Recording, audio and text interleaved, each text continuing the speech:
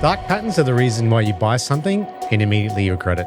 You feel tricked and you feel annoyed. And you decide that you'll never use that brand again. That's not you being dramatic. That's your brain reacting to pure manipulation. Today, we're unpacking the lurking cost of dark patterns, why they work in the moment, why they can destroy trust, loyalty, and even put businesses at legal risk. If you run a website, a checkout, or a subscription, this matters. Welcome to Think Shift, the podcast where neuroscience meets business.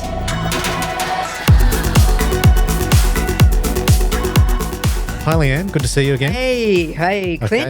It's good to see you in this new studio. Yeah, I know. Purple Panda space. I know. Fantastic. It's really good. Yeah. So I love the lights, like fantastic. the branding of our lights. Very Those of good. you that are watching, you can see the lights. Those of you who are listening, they're pink and purple and blue, like our neurodesign branding. They look awesome. Yeah, it's fantastic. So let's go straight into dark patterns and talk about a bit of the science behind it. So I've been dying to do this. We 100%. talk about this a lot, you and I. Yeah. So dark patterns work because they exploit shortcuts. They reduce thinking time and they reduce perceived choice.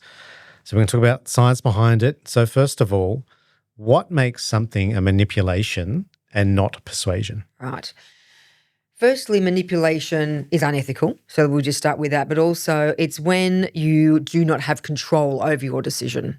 So you can be guided in a certain way, and that's what persuasion is, or influence. But when you are forced or without your consent or knowledge or you're in your subconscious, when you are actually forced and you've got no control over a decision or you're totally coerced, that's manipulation. And often, unfortunately, manipulation ends up with a poor result rather than the intended good result. Yeah. So that's the main thing. Unfortunately, though, we see it a lot in sales and marketing. Oh, we do. And it's brand damaging to the point where it gets exposed. Yep. It becomes a viral issue. Yep. And suddenly a business is having to, backtrack and go, oh my God, what have we done? Let's change this quickly. Yeah. to Damage is avoid done. Damage Damage is is done. Yeah, that's exactly right. Yeah. So why do dark patterns work in the moment?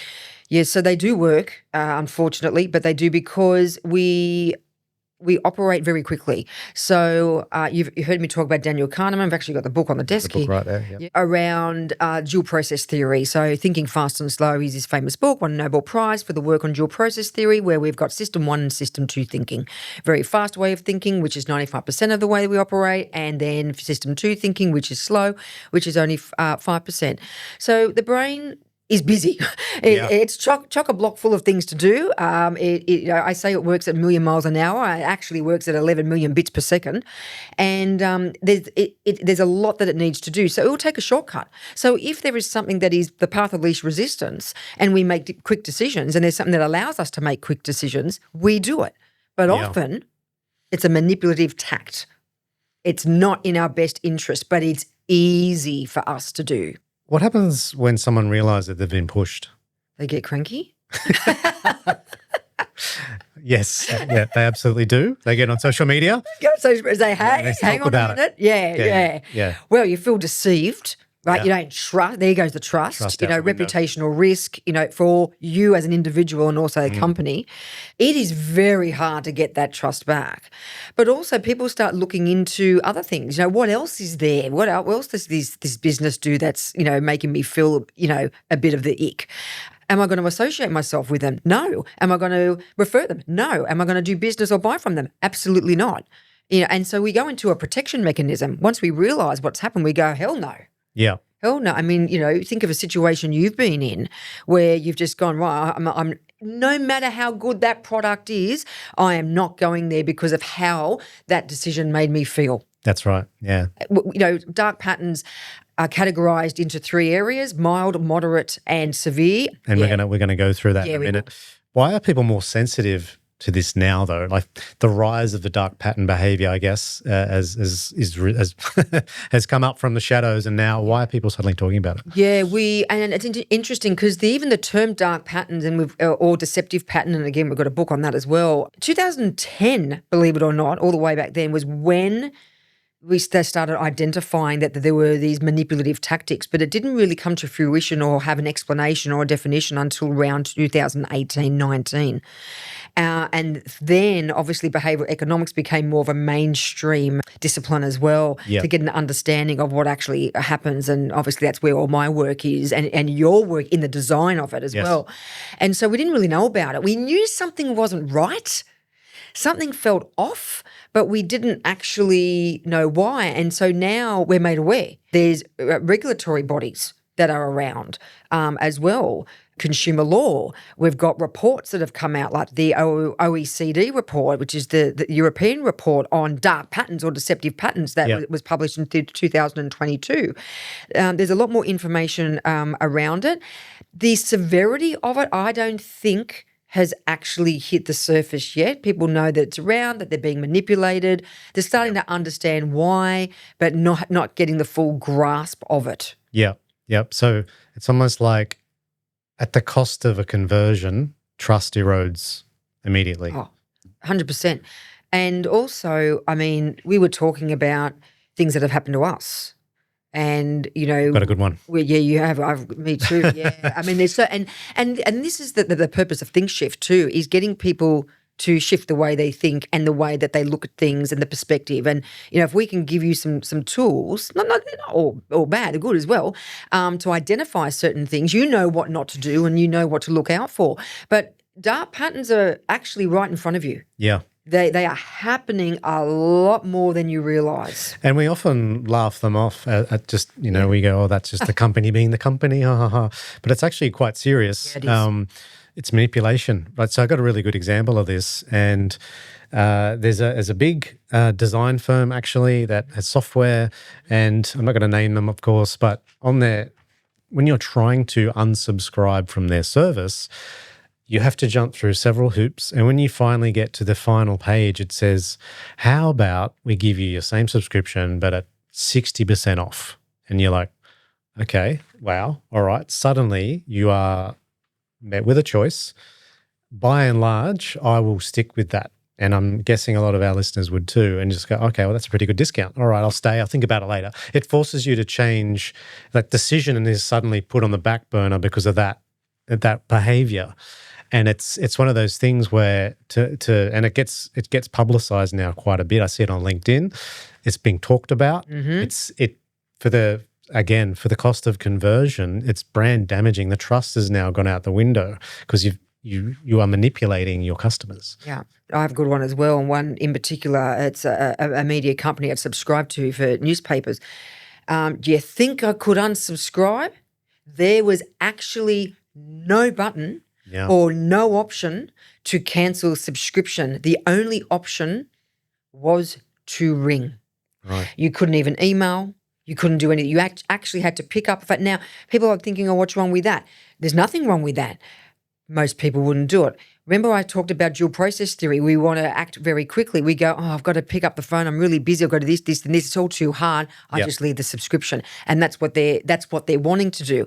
But of course, they don't come across a Leanne that goes, hell no, I'm actually picking up the phone and I'm going to ring. And when I did ring, and they were surprised that I wanted to cancel. And I said, well, that's interesting because this is exactly what the phone call is. Yeah. This is the number. This is the cancel number. You told me to ring this number. You told me to ring this. Yes. And there was a guy saying, oh, you want to why? And then they offered other things. But again, making it, putting obstacles, having you to jump through. If you make a decision, a very reasonable decision that a human would make, and you want to cancel it, you should be able to. You shouldn't have to do cartwheels and handstands and backflips just to be able to do it. And this is happening more and more. All right. So let's now talk about what to look out for as a consumer. Yeah.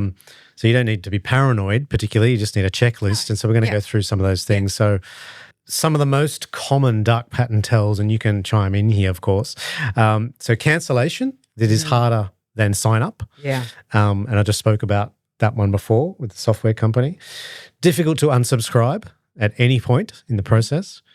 Did you want to? Yeah, I will. Yeah, I will add to that. So when we were talking about before about unsubscribing, one thing that I've noticed that happens, it's very cheeky, so cheeky, Clint, is that, when you get the newsletters, and by law, obviously, and this is, global regulation, that you have to be able to unsubscribe. What I've seen is that they've actually changed the font color or made it the smallest, almost white, light Saw that today, grey. actually. Oh, what did you? Yep. Where it's like, where is this thing? Yeah. So, of course, what happens? Again, going back to dual process theory, system one, Daniel Kahneman says we are looking for a path of least resistance and we're thinking quickly. How long are we willing to invest our very precious time in looking for this unsubscribe button? Yeah. What happens? We actually don't. I'll do it next time. Oh, I'll do it next time. And so that's something that I've noticed that's been happening more and more is it's hiding it in a way. It's there, so they're compliant, but it's a dark pattern. It is. And that's not a mild dark pattern. That is what's called a moderate dark pattern. Moderate. Yeah. Okay, interesting. Some of the other ones are pre-ticked add-ons. Oh, wow. So opting out instead of opting in. Yeah. That's horrific. Can't stand that. I can't either. And this came actually last week when I purchased actually wanted to purchase a charm bracelet. Actually, I've got some really nice charms and I wanted to put it on some of these charms on a bracelet. And next thing I know, I've got this pre-ticked insurance protection or delivery protection, which was very expensive. Not only could you not untick it, so it was by default it was ticked. You couldn't actually it looked like it was in the shape. So the design, the UI was in a shape of like a toggle where you think you could toggle it off. Every time I tried to click on it to toggle it off, it wouldn't. Then I noticed underneath at the very bottom of the page was a sentence that said, "Click here if you don't want protection insurance." Yeah, cheeky. So I clicked, Yeah. oh man, I nearly broke my mouse clicking that. And the thing is, and again, it's not about, so what's happened is that the whole experience of me buying this exciting piece of jewelry to put my really lovely charms on that were all gifts has now become, it's not nice. Yeah. It's actually not a nice experience. there's a really bad taste in the mouth. We talk about pecan rule. We're not talking about the detail of pecan rule in this episode, which we will at a later episode, but we talk about how you feel at the end of a purchase or of a customer interaction. And I was fuming. Yeah. So the whole thing felt fake. I really liked the bracelet. Had I not liked it as much, I probably would have actually not bought it. Yeah. So we'll talk about peak and rule in another episode Yeah. around the lasting impression after a sale or an interaction with a client or whatnot, how critical that is Correct. for return customers and returning business. So what should consumers do when they see dark patterns? Like what is the next steps? Let's talk about that. So other than yelling and screaming. Breaking your mouse. Yeah. Or saying, that's what I heard on Think Shift, Yeah, right? yeah. There's going to be a little Clint and a little Leanne sitting on your shoulders going, this is what we're telling you. It's what we're telling you. Be really careful. The first thing is you've got to hold these people accountable.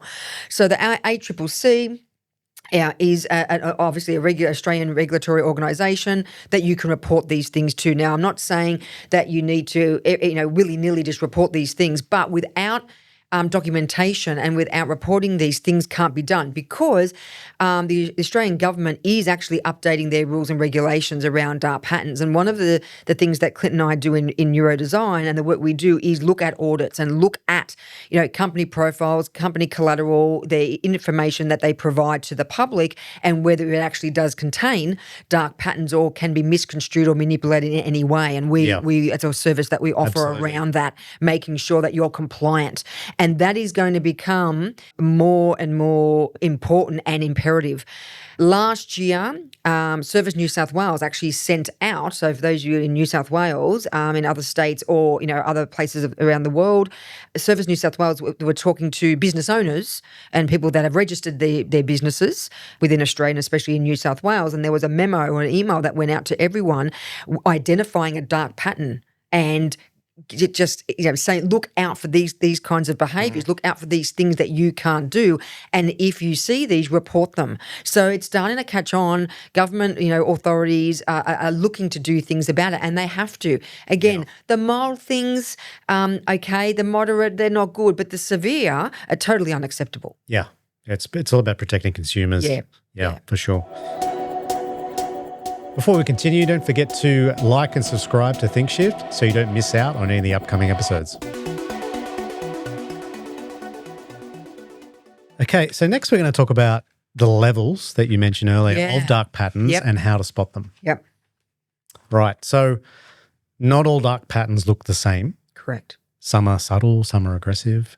So let's have a look at what some of those subtle ones are. So some of the mild dark patterns that we're talking about would be almost like certain nudges. They're acceptable. They would use something like the isolation effect bias, where something would stand out. In particular, if you're looking at a different subscription model and they've got one of the offers or one of the levels of offer or tiers is a different color or stands out. That's also a really good way to nudge someone to a particular option if it's right for them. When it's not right for them, but you are directing someone to that particular option, that is a mild dark pattern. Right. Things that are pre-selected but might only be very small, as in $1 here, $1 there. Something that often I see also is donating $1. So it is a mild dark pattern where the default is selected. You got to remove the select to donate $1 from your purchase to a charity. Very, very naughty, but it is mild. It's what's subtle. Yeah, it's subtle. it's $1. Okay. You know, should they have done it? No, but it's going to a good place, and they do generally will list the charity it's going to. But still, I didn't choose that. Yes. But is it hurting anyone? No. That's mild. Okay. Yeah. What about moderate? So moderate is when we have fees, things that weren't clear, and all of a sudden we've got a price or we've checked out. And I'm not talking about shipping, but there might be an admin fee, or there might be a processing fee, or there might be all these other additional fees that you weren't expecting. Well, that needed to be set out in a much clearer way, and that is much more of a moderate, dark pattern. That's not mild because the impact and the intent is more serious.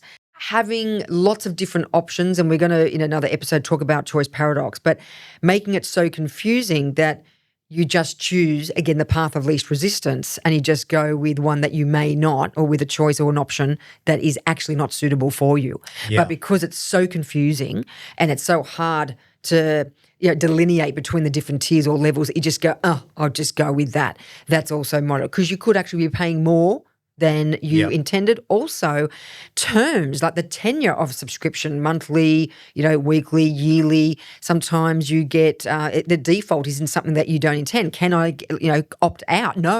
No, because you opted in for 12 months. So they have much more of an impact and a much more financial impact, transactional impact. Yep. They're moderate. I have an interesting one, and I'm not sure whether it's even classified as a dark pattern, but you tell me where it sits on the spectrum.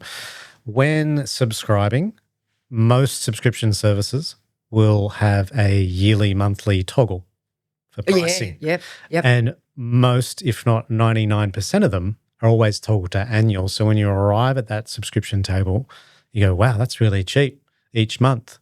But it's actually cheap because you're being charged annually and divided into monthly payments.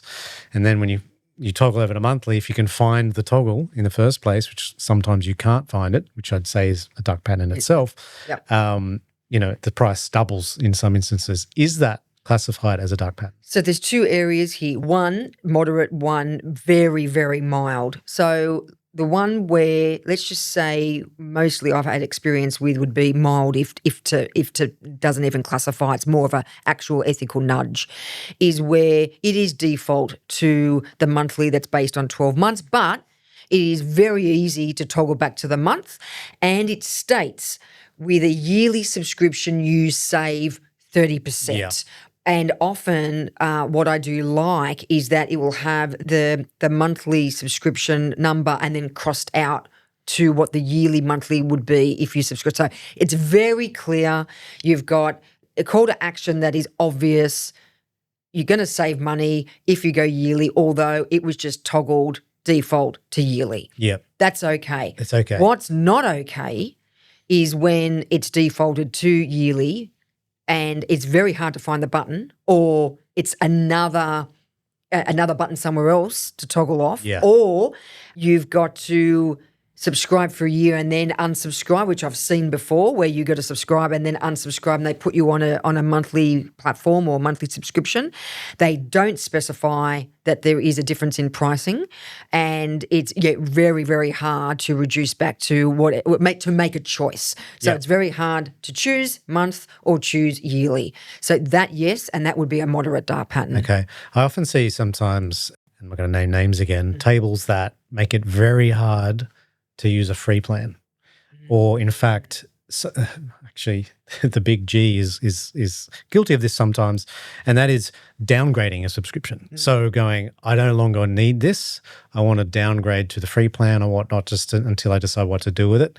And that step is, very difficult to find. If at all. If at all. Or if it allows you to, without then having to email customer service or all this sort of stuff. That's a hoop to jump through. That's severe. Severe. So we're talking about that now. Yeah. All right. That's actually severe because you have no choice. Yep. It has taken that choice away from you, and you have to go through a lot of actions and a lot of loops and an increase in cognitive load as well. So there's a lot of things that you need to do cognitively to get to the outcome that you want. And there's a financial impact. Yes. Yeah. Okay, so severe traps and false paths. What are some of the others? Having to jump through, lots of loops and hoops to cancel. Also, if you need support. So just trying to contact email. Often if you are more in sort of the e-commerce space, I see this, and clothing, but it's probably biased because I might, I do a little bit of shopping because I do fashion, is where the return policy or the exchange policy is very clear, yet you've got to go through all this portal to be able to return. Now, it's okay if you've got a portal and then you put your order number in, fair enough, your email, calls it up, you decide what you want to return or exchange, whatever it is. Often there's a reason why. That's good. That's good information for the company to have. Blah, blah, blah, blah, blah. They give you an RMA number and sometimes a return address, and off you go. And I've experienced this where it's said to me, why did you want to return it? And I said, I chose the wrong size. What size did you choose? This. Why did you choose that? Well, actually, I made a mistake. What size do you want? You say, I want medium. Why do you need this size? I couldn't believe it. I was am I justifying my body shape here? And the reason why I actually made the boo-boo in the first place was because of a moderate dark pattern, because the default was to a certain size that I didn't see. That they had in stock? Because they had it in stock. And I didn't actually, it was very hard to see that you could I thought it was a one size. This particular item was one size, but it wasn't. It was small, medium, large. And normally they do, this particular brand and this particular item is often one size. So I didn't realise that there was a choice and it wasn't clear. And I look for these things, right? That's what I do for a living. Oh, yeah. And then when I went back onto the website, I saw, the small was highlighted. And that's why it happened. I just went through without realising. So it's actually a severe dark pattern. Trying to then return it. What did I do? Can I just keep it? Is it worth it? Then they wanted pictures for proof. It was absolute nightmare. At the moment, I actually pulled out. I pulled away. It's still sitting there and I'm trying to decide what to do because it's just a headache. So severe dark pattern. So cognitive load through the roof. Absolutely. Absolutely. And here I am talking about it. And I have also obviously named this particular brand to friends and family and the frustrations and the brand struggle. Damaging. Not about the product. The product itself is great and the quality and all that. So they've done themselves a disservice because they're actually a really good brand and they have really good stuff. But you have to follow with these things through. It's, again, like you said earlier, you might get the conversion, but at what cost? Yeah, absolutely. Another thing I find is that it can be very difficult to remove cart items. If at all. Sometimes you're like, where is the trash can or the -1 and that probably won't lead to a conversion because you just get frustrated and leave. So it's more about how does a business identify that and correct that behavior. I'm assuming that is a mild dark pattern. Mild. I mean, you've got to have a trash can. Yeah. It's just more annoying for the user. It's going to cost you business. It is going to cost you business because sometimes you put the wrong size in. We're in system one thinking. We're very, very fast. One thing about system one thinking is highly error prone. Yes. Error prone. So we make boo-boos and we're allowed to make mistakes. Sure. We are not perfect. We're allowed to make mistakes, but make it easy for us to amend the mistakes. So with those 3 levels, mild, moderate, severe, you talked about specifically when to report, to ACCC. At what level do you say, was it severe only is worth reporting and anything else is kind of like just tell the business, tell support and move on, but severe is the one worth reporting, would you say? Yeah, I would say mild, they can be a little bit, they're annoyances, but often work in your favour. Yeah. Yeah, moderate, again, a bit more annoying. I'd probably, and I have in the past, either left a message or written an email, depending on what it is. But in terms of regulatory reporting and getting it as part of a report, and again, not naming and shaming because, you don't want to do that. But, and unfortunately, if you do go to ACCC, you would need to but if it's a severe dark pattern, it needs to be regulated and monitored. And the other thing is just, I always like, and you do too, we like to give people the benefit of the doubt. But unfortunately, there's a lot of people that do this on purpose. If they didn't, there wouldn't be a thing called dark patterns. Yeah. There wouldn't be books about it. There wouldn't be regulatory requirements. There wouldn't be an OECD report that was published. We wouldn't be doing the work that we do. So unfortunately, there are people that very well know what they're doing and are doing it deliberately. Yeah. To avoid, complaint for businesses, that's the last thing we want to do is create a whole bunch of noise for, every foreseeable possible dark pattern. Would you say even in severe cases, it's worth reaching out to those businesses first, bring it to their attention and engage their response? Absolutely. Before you go anywhere 100%, else. Yeah. 100%. You don't, look, they might not even realise. If it's severe, they generally do. But if enough people say, look, this wasn't right, they might change it. They might change the UX. They may change, the options. Some people are a little bit, they're unsure or they've read or they've been told, if you do this, it will be able to convert more. And unfortunately, dollar signs in front of your eyes drives people to make silly decisions. Yeah. But if it's brought to their attention, they go, look, sorry about that. Yep, we'll change the way that we operate. If they do, great. If not, and you repeatedly told them, then it needs to be reported. So we've talked about it from a consumer perspective. Let's talk about it now from the business perspective and how to avoid such behaviours as a business. Like you said before, most businesses do it by accident, but some do it on purpose. Yeah. Both outcomes can obviously be ugly. What is the simplest test for whether your flow is a dark pattern? Use your website or use your process yourself. So put yourself in your customer's shoes. Is it easy for them to purchase from you? What hoops do you need to go through? Is it easy to unsubscribe or to pull out if needed? How's the flow of how you operate, your business, especially in the digital space? Is there some trip-ups? Is there things that you've done on purpose? I'd be very careful with that and maybe think twice and look for, certain things that we have suggested in the podcast around, where are your buttons? What's set to default? Is it easy to toggle off or toggle on? Even though we want to ethically nudge in a certain way, but make sure that consumers are given choice. Remember I said at the beginning, the manipulation is when you remove that choice or you coerce someone into doing something that is out of their control. They need to be able to remain in control of their journey or their purchase journey. Yeah, being in control is super key there. Also, like if you're a bigger business, user testing is a great idea, of course, just to see what a whole group of users are experiencing and witnessing and getting feedback at that level. Yeah. So you can make, conscious decisions around avoiding dark pattern behavior. And doing an audit.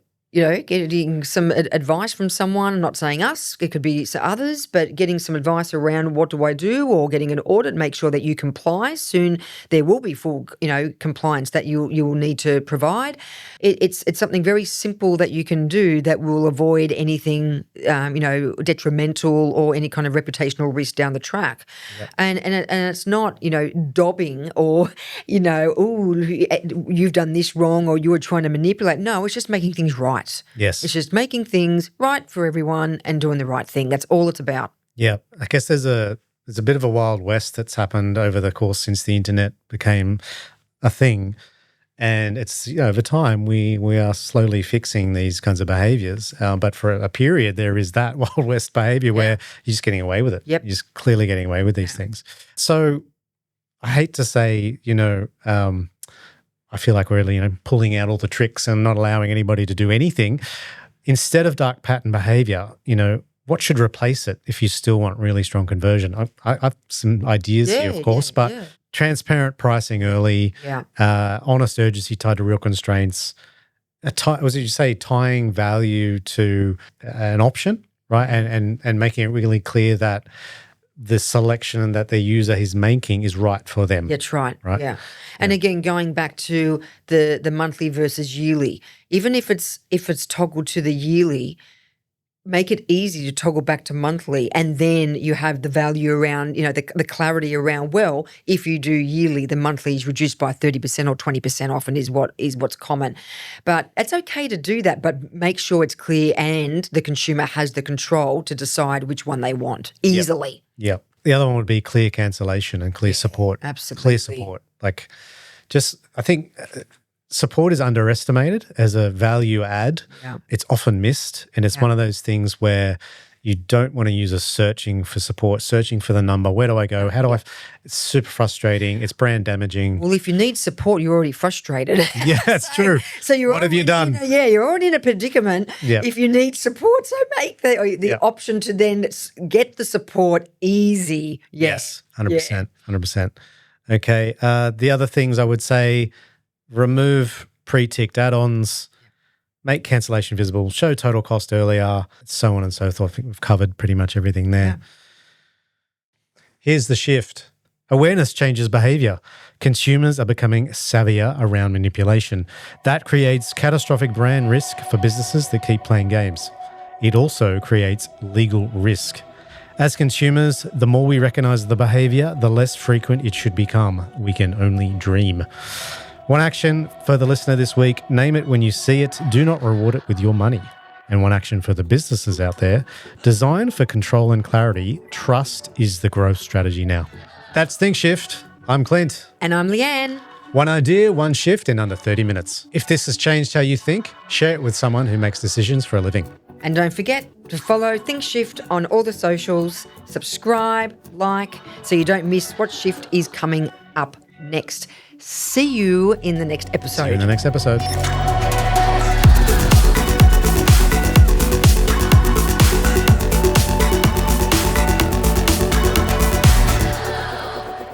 This is a March Made Media production.